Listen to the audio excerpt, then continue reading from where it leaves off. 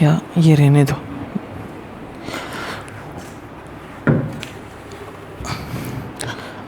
برابر.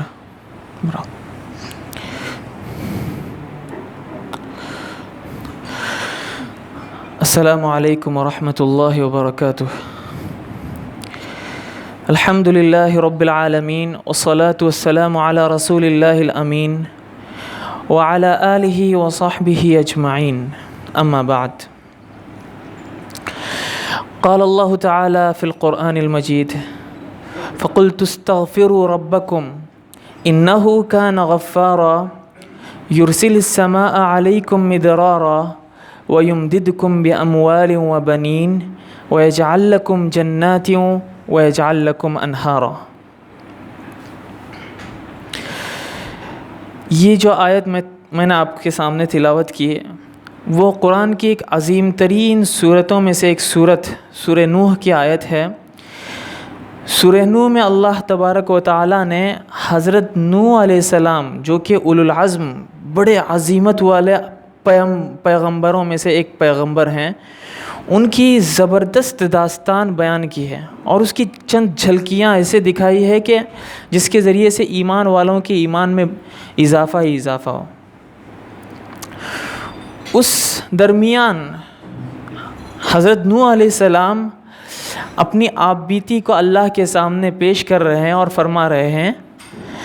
یہ آیتیں بھی اللہ کے سامنے پیش کی تھی، یہ بات بھی اللہ کے سامنے پیش کی تھی جو اللہ تبارک و تعالی حضرت نوح علیہ السلام کے سامنے کی زبانی ہمیں بتا رہا ہے. اس سے پہلے کہ میں ان آیتوں کا ترجمہ کروں، آپ کو ایک چھوٹا سا ایک واقعہ سناتا ہوں کہ ایک مرتبہ ایک بہت بڑے تابعی رہے ہیں حضرت حسن بصری رحمۃ اللہ علیہ. بہت بڑے تابعی، بہت زبردست تابعی، جن کا اٹھنا بیٹھنا بڑے بڑے صحابہ کے درمیان رہا اور انہوں نے بہت زیادہ علم ان سے حاصل کیا. ایک مرتبہ حسن بصری رحمۃ اللہ علیہ اپنا درس دے رہے تھے، اپنی مجلس میں بیٹھے ہوئے تھے. ایک صاحب آیا اور کہنے لگے کہ حضرت فقر و فاقہ ہے، کچھ سجائی نہیں دیتا، کیا کریں؟ انہوں نے کہا کہ استغفار کرو، اللہ تعالیٰ سے معافی مانگو، استغفار کثرت سے کرو. چلے گئے. ایک اور صاحب آئے، انہوں نے کہا کہ حضرت قحط سالی ہے، ہر جگہ قحط پڑا ہوا ہے، پانی ایک بوند کے لیے بھی ٹپک نہیں رہا ہے، بادل ہیں کہ بالکل معلوم نہیں کہاں پر ہیں. تو انہوں نے کہا، حضرت حسن بصری رحمۃ اللہ علیہ نے کہا کہ استغفار کرو. اس کو بھی استغفار. مرض مختلف ہے، دوا ایک ہی بتا رہے ہیں. تیسرا شخص آیا، اس نے کہا کہ حضرت شادی ہو گئی لیکن بچہ ابھی تک نہیں ہو رہا ہے، یہ پریشانی ہے ہمیں. انہوں نے کہا کہ استغفار کرو. ان کے ایک شاگرد تھے وہاں پر بیٹھے ہوئے، انہوں نے یہ تماشا جب دیکھا تو انہوں نے کہا کہ حضرت یہ کیا ہے، کیا تماشا ہے کہ آپ ہر ایک بات پر وہی ایک چیز دہرا رہے ہیں کہ استغفار کرو، استغفار کرو، استغفار کرو. اس پر حضرت حسن بصری رحمۃ اللہ علیہ نے کہا کہ میں یہ اپنی طرف سے نہیں کہہ رہا ہوں، یہ قرآن خود کہتا ہے. حضرت نوح علیہ السلام کی زبان قرآن نے خود کہا ہے فَقُلْتُ اسْتَغْفِرُوا رَبَّكُمْ. حضرت نوح علیہ السلام کہتے ہیں کہ تم اپنے پروردگار سے معافی مانگو، اِنَّهُ كَانَ غَفَّارًا، وہ بہت زیادہ بخشنے والا ہے. پھر معافی کے نتیجے میں کیا کیا ہوگا؟ یُرْسِلِ السَّمَاءَ عَلَيْكُمْ مِدْرَارًا، آسمان سے خوب اللہ تبارک و تعالیٰ بارش کو برسائے گا.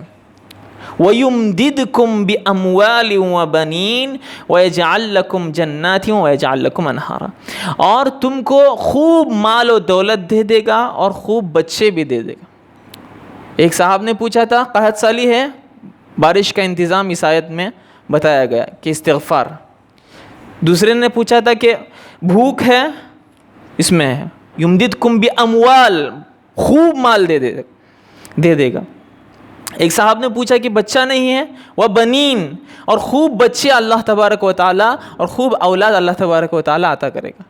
وَيَجْعَلْ لَكُمْ جَنَّاتٍ وَيَجْعَلْ لَكُمْ أَنْهَارًا، اور تمہارے لیے باغات کو اللہ تبارک و تعالیٰ بنائے گا اور تمہارے لیے نہروں کو جاری کرے گا. یہ ہے استغفار کی پاور.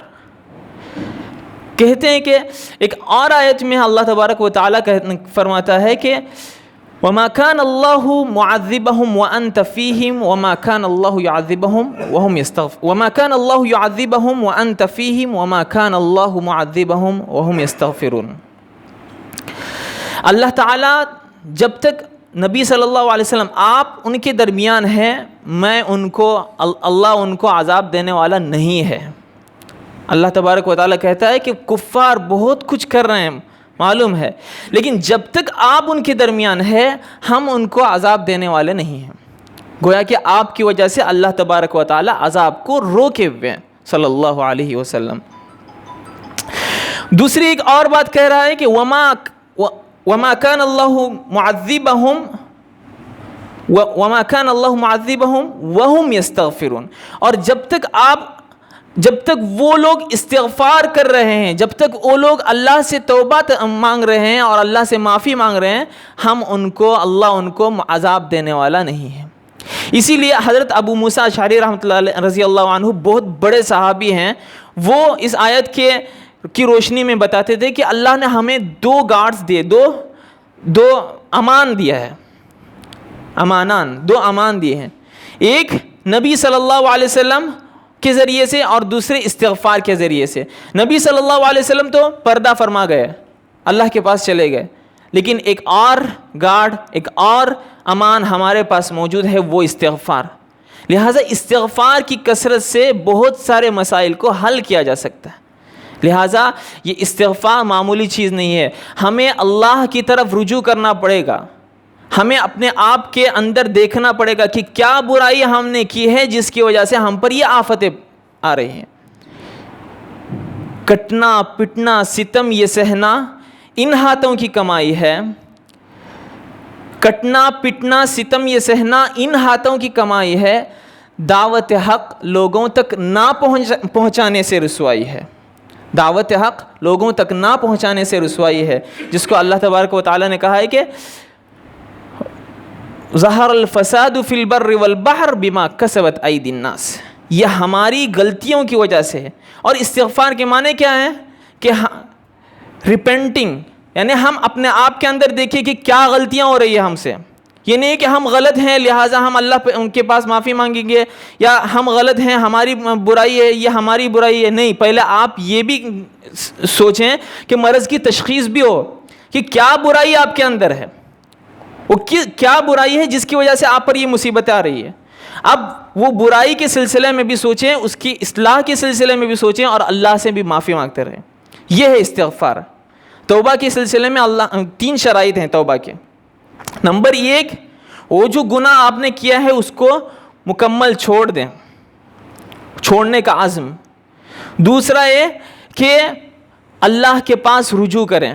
اور تیسرا ہے کہ اگر وہ کسی بندے کے حق میں سے ہے تو اس کا حق اس کو پہنچا دیں. اگر آپ نے کسی کا حق دبایا ہے، یہ آپ کا گناہ ہے، تو آپ اس کے حق کو واپس کریں پہلے، اس کے بعد توبہ کریں. یہ نہیں کہ میں نے چوری کی ہے اس لیے مجھے معاف کر دے، اللہ معاف کر دے، اور اس کا حق تو آپ کھائے ہوئے ہیں. نہیں، اس کو پہلے لوٹا دیں، پھر اس کے بعد اللہ کے پاس معافی مانگے. اللہ تبارک و تعالی ہم سب کو عمل کرنے کی توفیق عطا فرمائے. اپنے رب کی طرف، اپنے آپ کی طرف سچے دل کے ساتھ توبہ کرنے اور رجوع کرنے کی اور انابت کرنے کی توفیق عطا فرمائے. وآخر دعوانا ان الحمد للہ رب العالمین.